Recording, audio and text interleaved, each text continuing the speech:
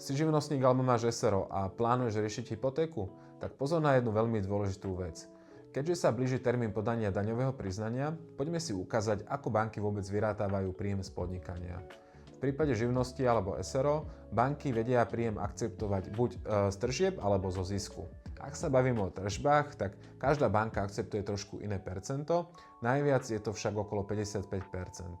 Ak sú tie ročné tržby napríklad 50 000 eur za rok, tak 55% z tejto sumy je 27 500 a ak to rozdelíme na mesiace, tak ten príjem vychádza niekde zhruba okolo 2290 eur.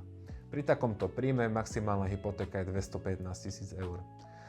Čo ak tie tržby sú vyššie, tak tu treba dávať pozor, lebo tá istá banka, ktorá akceptuje 55%, má v podmienkach to, že ak tie tržby presahujú 80 000 za rok, tak namiesto 55% akceptujú už iba 12%.